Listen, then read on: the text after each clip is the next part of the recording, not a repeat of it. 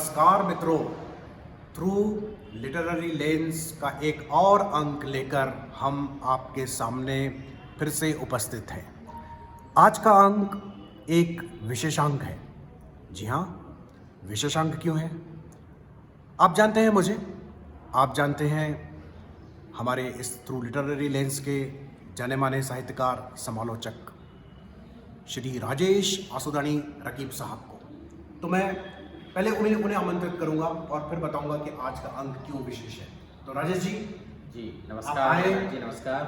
बहुत बहुत शुक्रिया आपका, बहुत बहुत धन्यवाद। आपने फिर से अपनी सम्मति दी है और एक नई रचना के साथ, नए साहित्यकार के साथ हम आपके पास आ रहे हैं। जी हाँ, तो हमारा अपना ही घर है, आप श्रोताओं के साथ मुखातिब होते हैं, पर इस बार हम जिनको साथ लाए हैं वो भी पहले तो आ चुके हैं वैसे, लेकिन आज उनकी एक और रचना, एक नौजवान साहित्यकार, पेशे से इंजीनियर हैं और दिल से शायर हैं और कवि व्यक्तित्व हैं।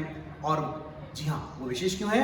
क्योंकि वे मेरे भी सगे भाई हैं, राजेश जी के भी सगे भाई हैं। जी हाँ, बिल्कुल ठीक समझे आप, हम सबके भाई दिलीप आसुदानी। आइए दिलीप जी, आइए।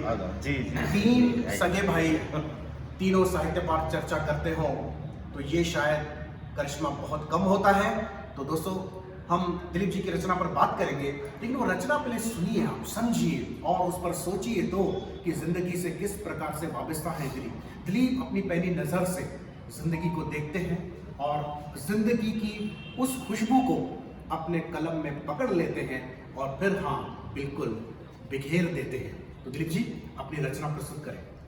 जी, आज की रचना का टाइटल है फीकी कॉफी। वाह, फीकी कॉफी है। सुनिए जी। तेरी हर बात को मानना मेरी आदत नहीं, फितरत रही। अरे वाह वाह, तेरी हर बात को मानना मेरी आदत नहीं, फितरत रही।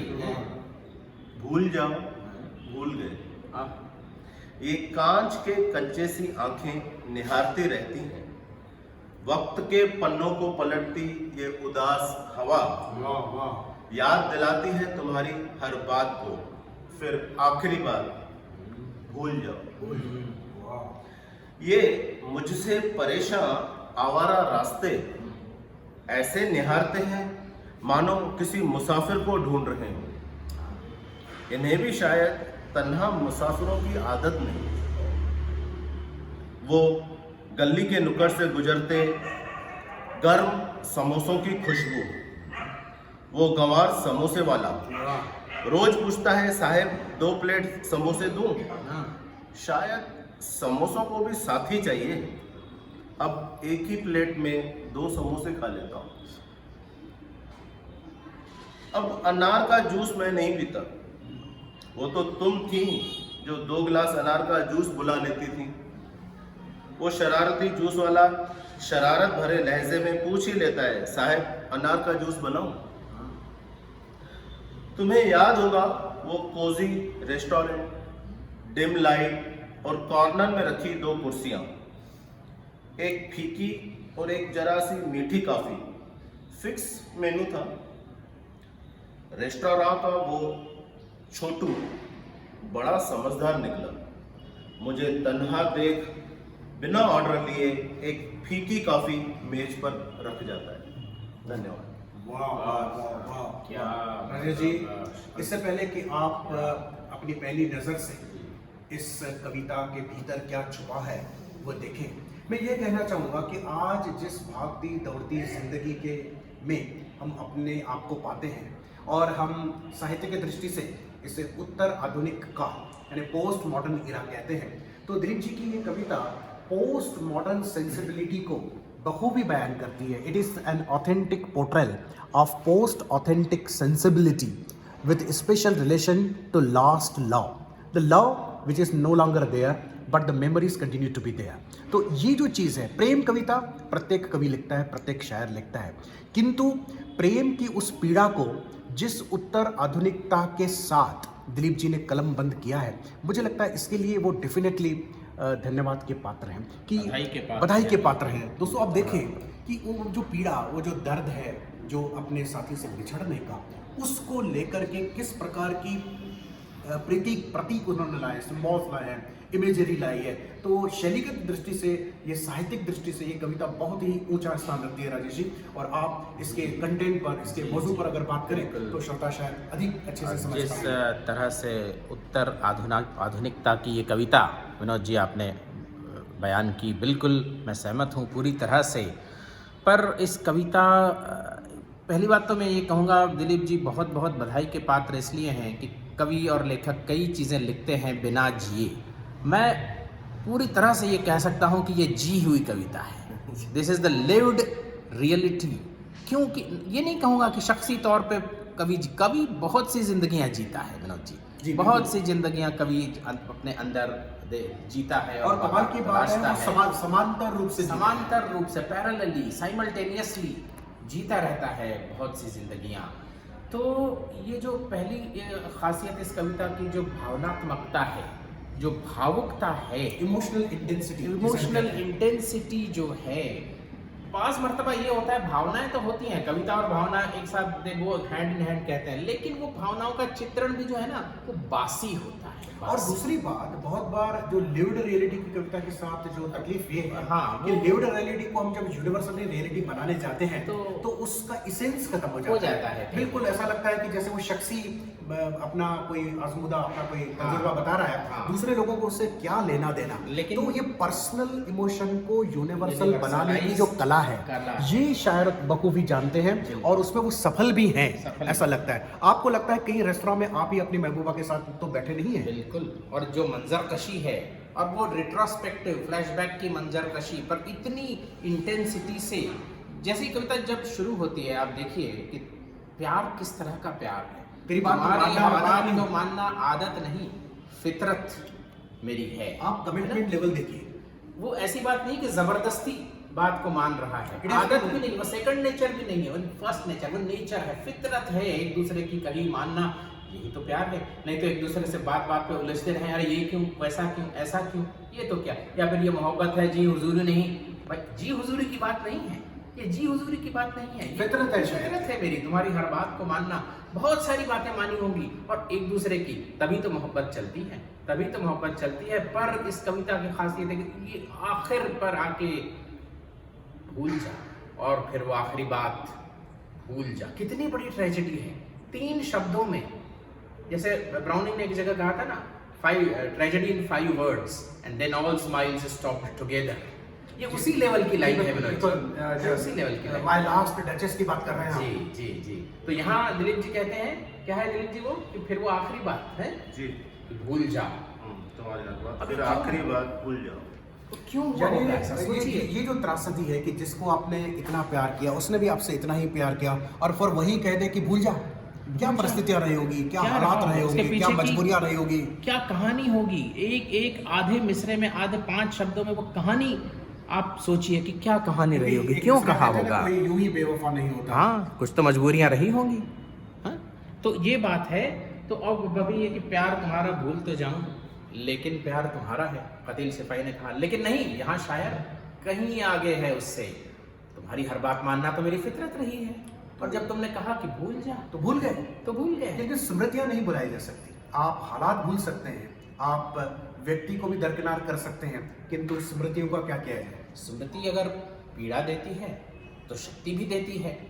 तो उसके बाद ये जो स्मृतियों का जो प्रोजेक्शन भी मैं नहीं यूज करना चाहता हूँ यहाँ वर्ड, जिस तरह से वो जो शोकेस हुई है। हाँ, वैसे कहते हैं ना कि सारे नेचर में, सारी कायनात में प्यार प्रतिबिंबित होता है। तो यहाँ आसपास के रियलिटी, आने जाने के रास्ते, वो समोसे वाला, वो अनार के जूस वाला, वो छोटू बैरा रेस्तरां का, ये जो हमारी शहरी वास्तविकताएं हैं, इन पर किस तरह से प्रतिबिंबित हुई है वो मोहब्बत, वो प्यार, ये खासियत इस कविता की। मैं ये कहूँगी, how these mundane occurrences have been integrated artistically in the poet, और अलग अलग तरीके से। पहले तो रास्तों की बात, फिर रास्तों को भी शायद अकेले मुसाफिर पसंद नहीं। ये तो और कमाल की बात जहाँ करते हैं कि समोसों के भी साथी चाहिए। हाँ। अब देखिए प्लेट में आप 2 समोसे खाते हैं, हाँ, जनरली दो आप सिंगल समोसा नहीं खाते। नहीं खाते। सिंगल समोसा तभी खाते हैं जब आपका मूड नहीं रहता, उदास रहते हैं या भूख नहीं होती है। तो तो समोसों- नॉर्मल कंडीशन में आप 2 समोसे खाते हैं, 1 प्लेट खाते हैं, तो समोसों को भी जब साथी की ये कहना कि आवश्यकता है, समोसों को भी शायद साथी चाहिए। इतनी बड़ी तरह से ये- तो शायद सब कुछ कह देता कि अब मुझे भी तो साथी चाहिए ना, तुम क्यों बोल गई मुझे? ये इस तरह से जो नाजुक तरीका है, नहीं तो ये नहीं कि साहब जब तक रहेगा समोसे में आलू तेरा रहूंगा मैं, ओ मेरी शालू, ऐसी बात नहीं है। ये समोसे को भी शायद साथी चाहिए। ये जो बिंब है, ये जो इमेज है, ये लाना, ये बहुत बहुत बड़ी खूबी है। और रास्तों की तो खैर बात है ही है कि अकेले मुसाफिर पसंद नहीं। बशीर बद्र साहब ने भी कहा है ना कि उन्हीं रास्तों पर जिन पर कभी तुम थे साथ मेरे, उन्हीं रास्तों ने जिन पर कभी तुम थे साथ मेरे, मुझे रोक रोक पूछा तेरा हमसफर कहाँ है। तो ये बात हुई। तो लेकिन जहाँ ये समोसे को भी साथी चाहिए, जब ये बात आती है तो ये कविता एक अलग ही, ये रचना एक अलग ही धरातल पर पहुंच जाती है। रास्तों तक तो बात समझ में आती है कि ट्रेडिशनल शायरी में भी ये इमेज यूज हुई है, लेकिन समोसे को भी शायद साथी चाहिए। मुझे लगता है कि शायरी में इस तरीके से बात करने वाले दिलीप जी शायद पहले पहले व्यक्ति हैं। व्यक्ति हैं।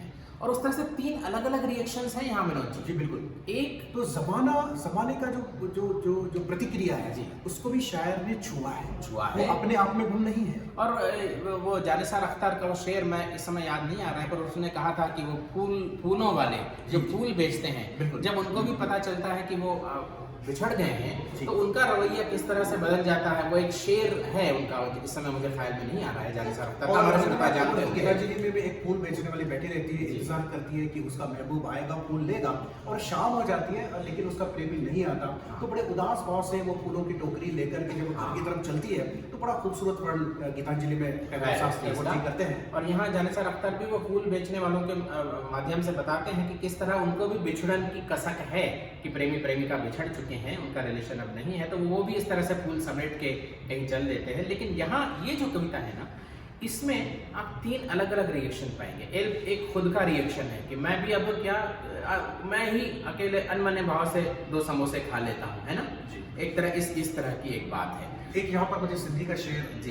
वासुदेव निर्मल साहब सिंधी के बहुत बड़े साहित्य अकादमी से जी। पुरस्कार प्राप्त शायर है, तो उनका एक शेर है कि कोई मानू हुजे पखी या पशु, कोई मानू हुजे पखी या पशु, कहे भी जोड़े के पर जुदा न करियो। हाँ, किसी भी जोड़े को पर जुदा मत करिए, इंसान हो, पक्षी हो या कोई जानवर ही हो। आप तो जानते हैं कि वाल्मीकि की पहली कविता वो क्रौंच का जोड़ा जब जुदा हुआ था, शिकारी ने एक को मार दिया था और दूसरा उसके ग्रह में तड़प रहा या तड़प रही थी, क्रौंची तड़प रही थी, तो वो जो कविता फूटी, प्रस्फुटित हुई, तो वो किसी भी जोड़े को जुदा मत कीजिए। तो यहाँ तो क्या हुआ जाने कैसी कहानी हुई कि शायर जुदा हो गए, उनकी महबूबा जुदा हो गई। वो जुदाई की कसक समोसों में महसूस करना, ये कविता है। और वो शायर अनमने ढंग से, एक तो पहला रिएक्शन ये है कि अनमने तरीके से ही 2 समोसे खुद ही खा लेता है। वो बात है ना, एक बड़ा किस्सा आपने सुना होगा दोस्तों का कि बोले मैं और मेरा दोस्त साथ पीते थे, हैं मेरा दिलीप जी। अब बाद में ये हुआ कि बाद में फिर भी वो दोस्त तो उसका नहीं रहा, कहीं और चला गया। फिर ये भी फिर भी हमेशा 2 बोतलें खुलवाता था। बैरे ने पूछा क्यों भाई, आपके दोस्त तो आते नहीं। उन्होंने छोड़ दिया पीना। बोले साहब मैंने छोड़ दिया पीना, लेकिन उनका मैं कैसे छोड़ सकता? मैंने छोड़ दिया। बोले आपने तो छोड़ दिया है पीना, फिर भी आप क्यों आते हैं यहाँ? तो बोले मैं उनका कैसे छोड़ सकता हूं? शायद फिर भी उस रेस्टोरेंट में गया है, समोसे की प्लेट मंगवाई है और वो कसक महसूस कर। उसके बाद देखिए शरारती जमाना, अनार के रस वाला ना जी, वो शरारती ढंग से पूछता है साहब अनार का जूस पिएंगे? अब पीना तो छोड़ दिया है। और फिर चले जाते हैं शायर की, तुम थी जो 2 गिलास अनार का जूस बनाती थी। मैं तो शायर पीता ही नहीं। सिंबॉलिकली राजेश जी, अनार का जूस नहीं, ये तो जिंदगी का जूस है, जूस ऑफ लाइफ, रस है, जीवन रस है। जीवन रस अब कौन भरे? अब समाप्त हो चुका। अब जीवन रस से तुम चली गई, जीवन रस चला गया। और फिर आता है आखिरी में जो धुंधल परिणति होती है, शायरी की कविता की परिणति होती है, कंक्लूजन आता है। और वो जो एम्पैथी है, यहाँ शायर आके धुंधल के में रेस्टोरेंट में बैठता है, 2 कप कॉफी कोजी कॉर्नर में बैठता है, कोजी कॉर्नर में 2 कप छोटू लाता था। छोटू की एम्पैथी देखिए, अब वो फीकी कॉफी का 1 कप चुपचाप बिना कहे आके रख जाता है, क्योंकि उसको भी पता है कि वो जरा सी मीठी कॉफी पीने वाली तो है नहीं। तो जिंदगी से वो जरा सा मिठास जो प्रेम के माध्यम से ही उत्पन्न होता है, पल्लवित होता है, पुष्पित होता है, वो भी समाप्त हो चुका है। अब काफी फीकी नहीं है, आप समझ जाए अब जीवन फीका है। तू न होगा तो क्या कमी होगी, बस अधूरी सी जिंदगी होगी। वाह वाह। तो यही बात हो गई। और फिर भी शायर कभी दोष नहीं देता, किसी को ब्लेम नहीं करता, तू बेवफा है, तेरी ऐसे ऐसी कोई बात कहीं नहीं है। तो ये जो परिपक्वता है इस कविता की, इस रचना की, और ये न सिर्फ रचना की, ये जिंदगी की परिपक्वता है कि अब क्या क्या करे। दोष देकर शायद दोष होता भी नहीं किसी का, इसमें क्या किया जाए दोष देकर। तो जहाँ आके नाजुक तरीके से ये रचना समाप्त हो जाती है, तो किस तरह से जज्बात को यूनिवर्सलाइज करके नाजुक ढंग से हमारी कंटेम्प्ररी अर्बन रियलिटी पे उसको प्रतिबिंबित करवा के शायर ने, मैं तो कहूँगा, he has broken new grounds. जी बिल्कुल, मैं बोलता हूँ कि ये जो एक नई कविता लोग जो लिखते हैं, हाँ। और उसमें कुछ भी कह देते हैं, जो चाहे बस वो जो ख्याल आता है वो छाप देते ना हैं। तो भावनात्मक संवेदना होती है, ना ही कलात्मक कोई बात होती है। किंतु आप देखें कि एक व्यक्तिगत संवेदनाओं को किस तरीके से कलात्मक ढंग से प्रस्तुत करने से वो नई कविता बनती है, अपना प्रभाव छोड़ती है, सोचने पर मजबूर करती है, और जिंदगी से हमें कनेक्ट भी कर देती है, और एक पर्सनल एक्सपीरियंस को यूनिवर्सल एक्सपीरियंस बना देती है। यही किसी भी अच्छी कविता की अल्टीमेट, जिसको कहते हैं ना, कसौटी होती है, कि आप शायर का एक्सपीरियंस स्वयं का एक्सपीरियंस जैसा लगने लगे और आप उससे कनेक्ट हो जाएं। तो दिलीप जी, आजाद कविता जो है ये आजाद है, छंद से, राइम रिदम से जरूर आजाद हो सकती है, पर जिंदगी से आजाद नहीं हो सकती।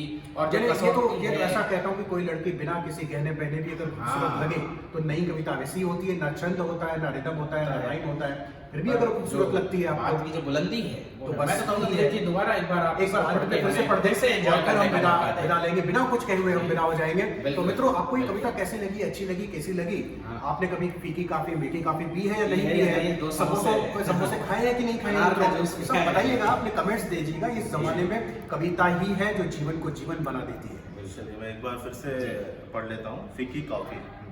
तेरी हर बात को मानना मेरी आदत नहीं, फितरत रही, भूल जाओ भूल गए।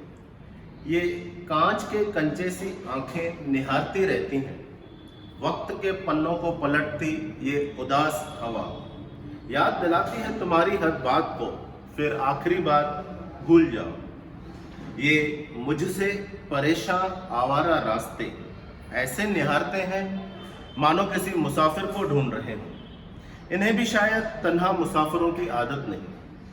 वो गली के नुक्कड़ से गुजरते गर्म समोसों की खुशबू, वो गंवार समोसे वाला रोज पूछता है, साहब 2 प्लेट समोसे दूं? शायद समोसों को भी साथी चाहिए। अब एक ही प्लेट में 2 समोसे खा लेता हूँ। अब अनार का जूस मैं नहीं पीता। वो तो तुम थी जो 2 गिलास अनार का जूस बुला लेती थी। वो शरारती जूस वाला शरारत भरे लहजे में पूछ ही लेता है, साहब अनार का जूस बनाऊं? तुम्हें याद होगा वो कोजी सा रेस्टोरेंट, डिम लाइट और कॉर्नर में रखी 2 कुर्सियाँ, एक फीकी और एक जरा सी मीठी कॉफ़ी, फिक्स मेनू था। रेस्टोरेंट का वो छोटू बड़ा समझदार निकला, मुझे तन्हा देख बिना ऑर्डर लिए एक फीकी कॉफ़ी मेज़ पर रख जाता है। शुक्रिया।